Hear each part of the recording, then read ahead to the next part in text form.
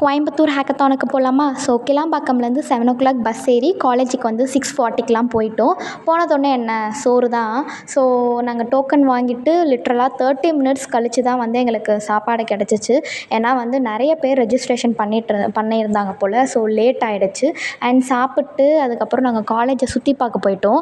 சுற்றி பார்க்கலாம் இல்லை, எங்களுக்கு அலாட் பண்ண பிளேஸ் எங்கன்றது எங்களுக்கு தெரியல. அப்புறம் ஆர்கனைசர்ஸோட ஹெல்ப் மூலிமா நாங்கள் அந்த லேபை கண்டுபிடிச்சிட்டு போய் உட்காந்து நாங்கள் ஸ்டார்ட் பண்ணிட்டோம் ஒர்க்கை. அப்புறம் பிரேக் டைமில் வந்து சமோசா அப்புறம் ஜூஸ் வந்து கொடுத்தாங்க. அது நாங்கள் சாப்பிட்டு அதுக்கப்புறம் திருப்பி நாங்கள் வந்து எங்கள் ஒர்க்கை வந்து ஸ்டார்ட் பண்ணிட்டோம். அண்ட் ஒரு 1 போல் வந்து லஞ்ச் ப்ரொவைட் பண்ணாங்க.